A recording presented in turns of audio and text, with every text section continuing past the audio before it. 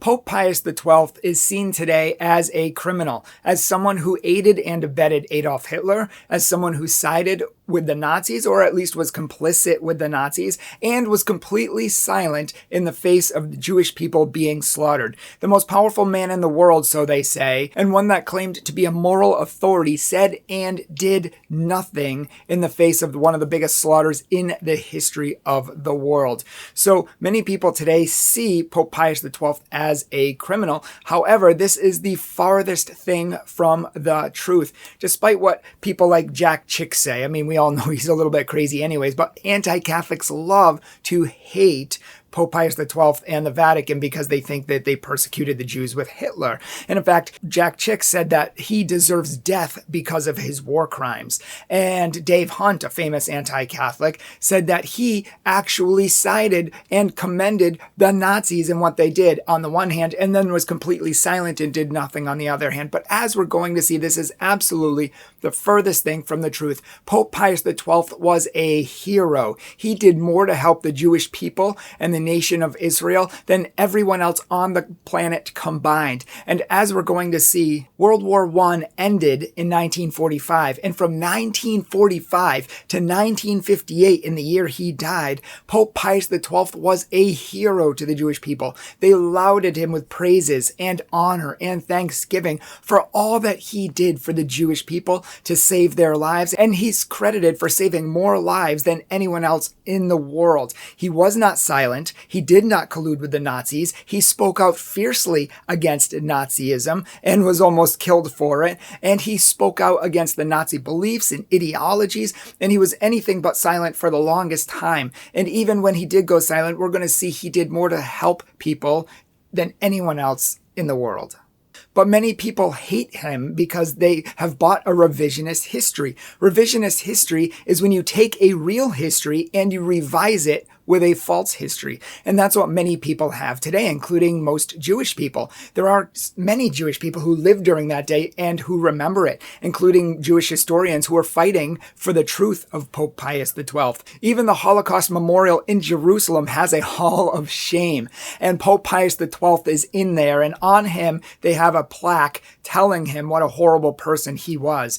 And one man named Gary Krupp, who's the founder of Pave the Way, was a Pope Pius XII hater, and he abhorred this pope for doing nothing and even for being responsible for killing Jews and siding with Hitler. That was until, of course, his friend said that Adolf Hitler had an assassination attempt or wanted to assassinate the pope. He was thinking about it. And Mr. Krupp was like, how could that happen when he was on Hitler's side? And so this historian had to tell Dr. Krupp the real truth about how Pope Pius XII spoke out against Hitler, and Hitler really hated him for it. And in fact, this made Dr. Krupp go do research, thousands of pages of research, and he ended up finding that Pope Pius XII was a wartime hero. And he and many other people started doing deep research on this and presented 76,000 pages of documented evidence about how the Jews praised the Pope in his day and praised all of his efforts for saving the Jewish people, and ended up getting that plaque completely revised more in favor of the Pope. So even the Jewish Memorial Holocaust revised this after seeing the facts, and many Jews are starting to reverse their position now when they see the facts. But how did we get here anyways? How did we get to this place of revisionist history? How did that happen? How did we go from having all of the Jewish organizations on earth? I mean, we're talking about like the World Jewish Congress, the Anti-Defamation League, the Synagogue Council of America, the Rabbinical Council of America, the American Jewish Congress, and so many more. And those are just in America, not to talk about all of the worldwide organizations that praised the Pope in his day. In fact, many Jewish people converted to the Catholic Church, as we're going to see in a moment, because of the heroic efforts of Pope Pius XII. So how did we go from Pope Pius XII being a hero to being a criminal? That's what we're going to talk about in this video. I am so excited to be fixing the revisionist history that many people have bought and many people who have been lied to, especially by rabid anti-Catholics, where we hear these false accusations against Pope Pius XII, who was a great man all the time. So how did this revisionist history come about? You're not going to believe me, but it was through a theatrical play. It was a play done in 1963, and this play was called The Deputy. And it said that the Pope was a complicit, basically a chain-smoking, complicit politician who didn't want communism to reign, and Nazism was better than communism. So, he didn't do anything to stop Hitler, and he remained silent when he could have done something about it.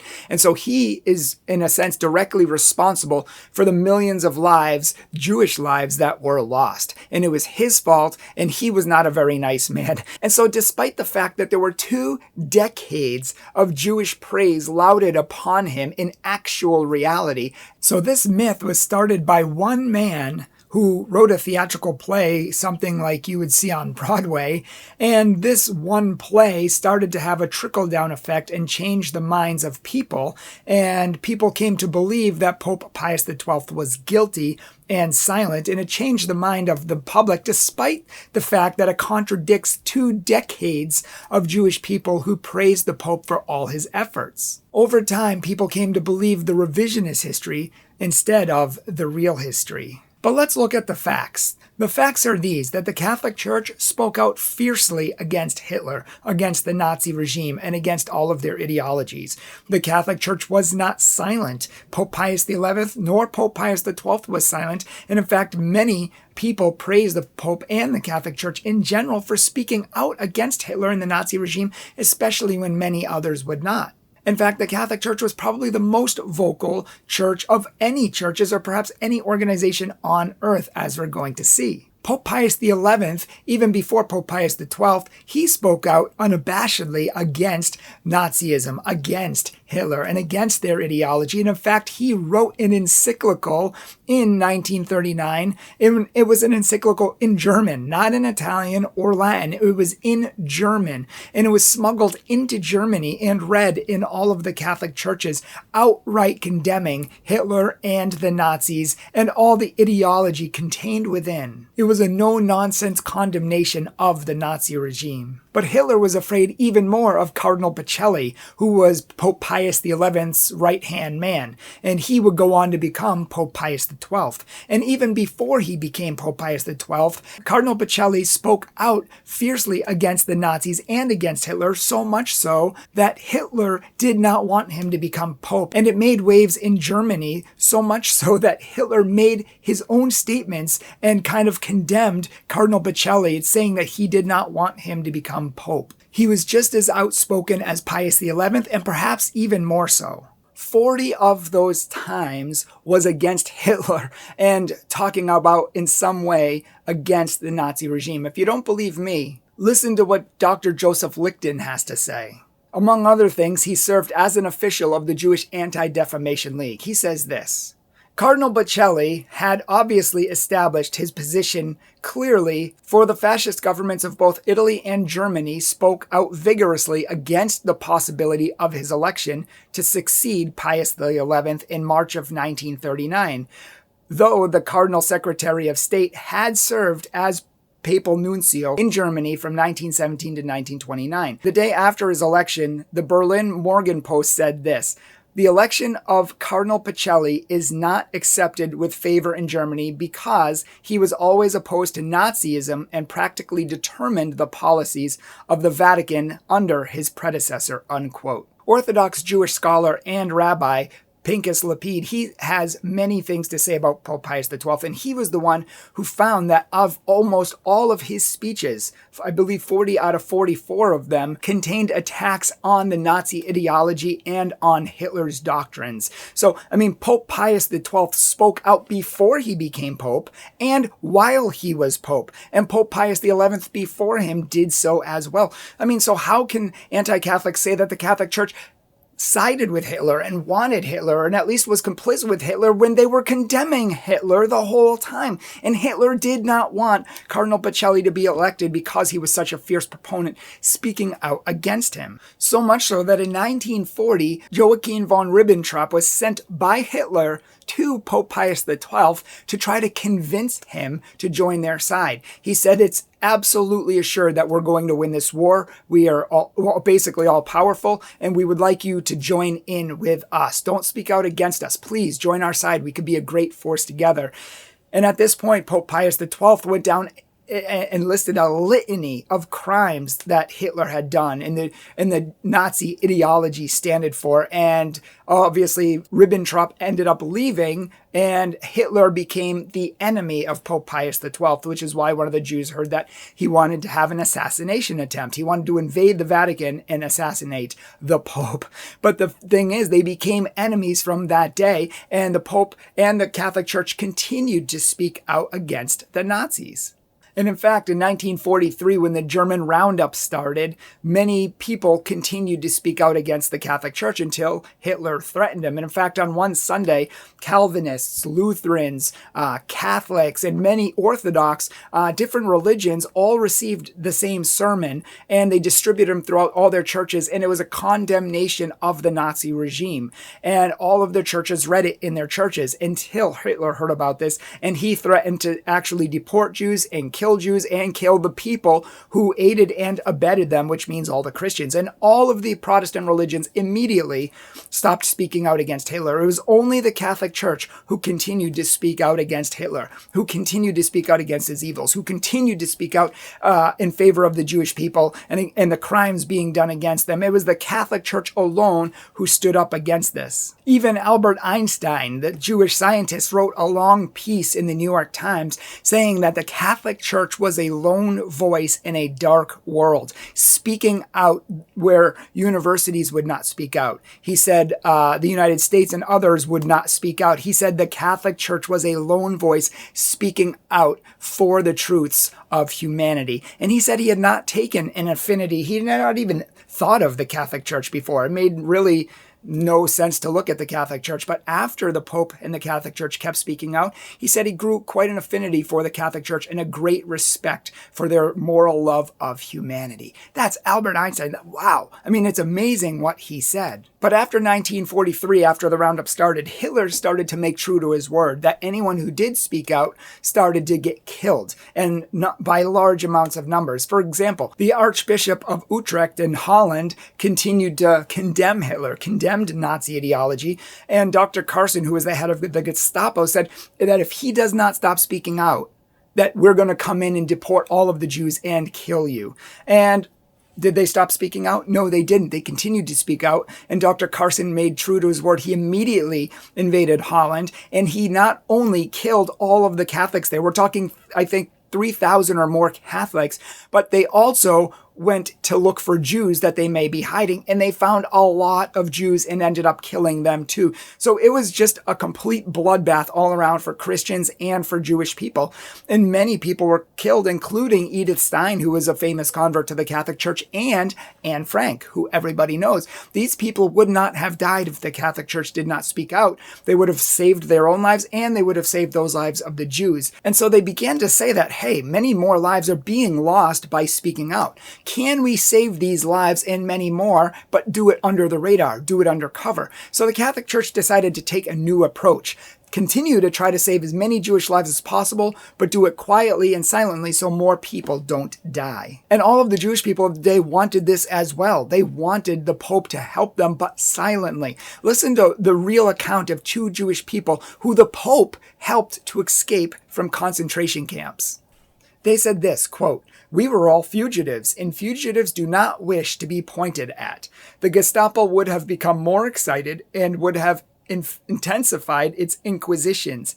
It was better that the Pope said nothing, and we all shared this opinion at the time, and this is still our conviction today," unquote. From then on, the Pope worked tirelessly night and day and went on in an intensive campaign to save as many Jewish people as possible. He called the heads of states and countries and worked, in a sense, his magic to get people to be saved. He relocated tens of thousands of Jewish people, refugees, people in concentration camps who were just allowed to be let go. He negotiated the exchange, whether through money or through something else, for the freedom of many Jewish people. He opened up the private homes throughout Europe and the private monasteries and convents where the priests live and where the nuns live, even cloistered convents. Cloistered, for people who don't know, cloistered nuns and priests are not allowed to see the light of day. They're not allowed to talk to people for the rest of their life. They spend the rest of their lives being monks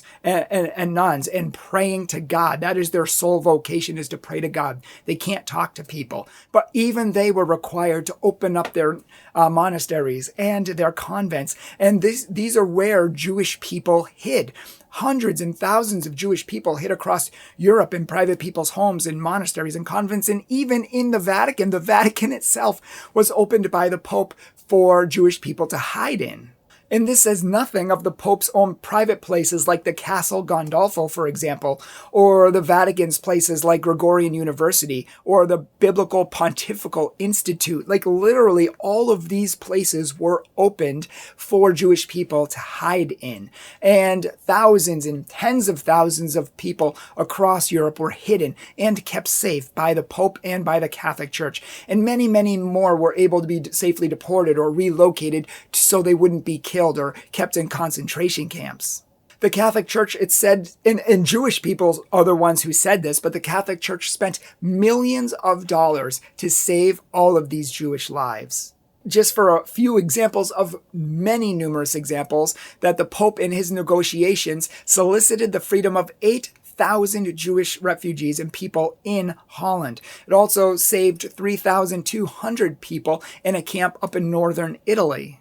And all because of calls that the Pope made in negotiations and deals and money that he gave them. And he even made like countless passports that were Christian passports and gave them to Jewish people so that they could escape without being killed. I mean, the Pope bent over backwards and did everything he could to save the Jewish people. In fact, in August of 1943, the World Jewish Congress wrote to the Pope personally and asked him to help them to save 20,000 refugees in an prison camp in Italy. And the very next month in September, the same Jewish organization wrote to the Papal Apostolic Delegation in London saying that the Pope's efforts to rescue them had been completely successful. And they praised the Pope for this. 20,000 Jewish lives saved because of what the Pope did. Pope Pius XII in helping the Jews. In 1945, the summer of 1945, Pope was met by 20,000 Jewish refugees who came to offer him personal thanksgiving for everything that he did and for saving their lives. Can you imagine 20,000 people showing up to thank the Pope personally for saving their lives? Wow. And I mean, this is literally the opposite of the revisionist history that we hear about today. The Catholic Church and the Pope saved hundreds of thousands of lives, almost 1 million Jewish lives by himself. The Pope, in conjunction with the church that he employed, he saved almost 1 million lives, which is insane. In fact, the Pope did so much to help the Jewish people. He saved so many lives. He was a moral, exemplary leader, so much so that so many Jews converted to the Catholic faith because they were so inspired by what he did. And in fact, the chief rabbi of Rome converted to the Catholic Church after the war was over. After the war, he ended up being so inspired by the legacy of Pope Pius XII that he looked into the Catholic Church, its theology, what it believed, and he ended up converting to the Catholic Church. I mean, it's amazing. Similarly, the chief rabbi of Jerusalem came out publicly and lauded the Pope and thanked him for everything that he did. Listen to what the chief rabbi of Jerusalem says. He said, quote, "The people of Israel will never forget what His Holiness and his illustrious delegates did, inspired by the eternal principles of religion, and are doing for us, unfortunate brothers and sisters, in the most tragic hour of our history," unquote. Rabbi Michael Leo Samuel, who also said that many, many, many Jewish people, countless Jewish people, spoke out for the Pope, in praise of the Pope, and thanking him for everything he did. He didn't need to. He could have just looked the other way like so many other countries did, but he spent his life for those 6 years helping the Jewish people, and even long before the war actually started. Golda Meir, the future prime minister of Israel, spoke out publicly and loudly, thanking the Pope for being the voice to condemn the Nazis, first of all, for being the voice that condemned Adolf Hitler when nobody else would speak up. And he condemned him for doing what he could to help the Jewish people and the land of Israel. And the Pope was said that they would have their own land soon. He actually said that he was trying to help them and they would have their own land back soon. So, this is literally the opposite of this revisionist history, is it not? The World Jewish Congress gave Pope Pius XII 2 million lire because of what he did, because of all the lives he saved. They gave him an extravagant amount of money in thanksgiving for all that he did. Why would the Jewish World Congress do anything for him if he was a criminal, if he sided with Hitler, if he colluded with Hitler? And if that's not enough, wait till you see what the Israeli government did. You can't argue with facts. Facts are facts. The Israeli government praised the Pope, and it's estimated by Jewish sources, not non-Jewish sources, Jewish scholars, it's estimated that the Pope saved between 700,000 and 900,000 Jewish lives during the war, more than any and all people and organizations combined. And in fact, the Israeli government planted 800,000 trees after the war was done to thank the Pope, in honor of the Pope. They planted these trees in honor of the Pope in recognition of all the lives that the Pope has saved. So the Israeli government estimated that the Pope saved about 800,000 Jewish people's lives, and they were so happy and thankful for that they planted 800,000 trees to thank him for that, in honor of him. Some people get a plaque or a memorial or a place in the sidewalk that has their name on it. The Israeli government planted 800,000 trees in honor of the Pope, one for every life that they believe the Pope was responsible for saving. If this doesn't convince you, I don't know what will, because there are so many more Jewish scholars, Jewish rabbis, Jewish laymen, World Council organizations that I could quote that all spoke out in favor for the Pope, and some still do because they don't, and they are angry with this revisionist history. But if these facts, which most people don't even look at because they just believe lies that have been repeated over and over and over again, that's what revisionist history is. We don't even look to see if it's true. We just repeat it blindly. But when we look at the facts, just like Gary Krupp did, Dr. Krupp actually has a whole organization now called Pave the Way, and he's trying to undo a lot of the damage that's been done against the Pope and the Catholic Church and the smear campaign that's been done by anti-Catholics and even by Jewish people. And he is a Jew, and he's upset that he was duped, and so he's trying to do his part to repair the damage. Again, if these facts don't convince you, I don't know what will. The proof is in the pudding, as they say, and decades of Jewish people lauded and praised and thanked the Pope for all he did. Pope Pius XII, he was a hero. He was a wonderful man, a moral man who spoke out against the Jews, who did not remain silent until he had to, and then even then, he did more to help the Jews than anyone else on planet Earth. This is a man who should be celebrated, and this is a man who should be thanked. And decades of Jewish people think so, and they were so thankful to this humble man of God. If you were inspired by this video, please share it with others. Please, let's redo this history once again and say what the real truth is. God, he's a God of truth. He doesn't like lies, and he wants this truth to get out there. So please help us. And you can help us by liking the video, by leaving a comment, and by sharing it, because all of these things help to make these videos more popular and help to get the word out there so more people see it. More people see what the truth is. And this is a truth that needs to get out there. And that play, The Deputy in 1963, needs to be ripped up and burned.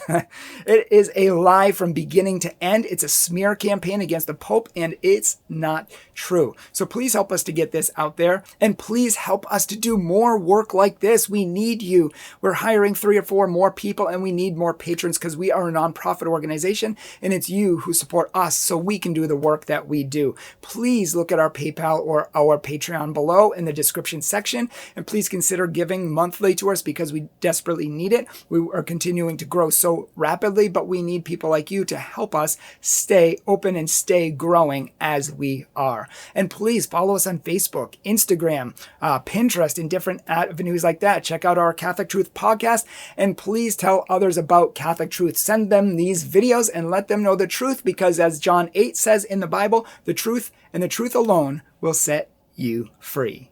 God bless you.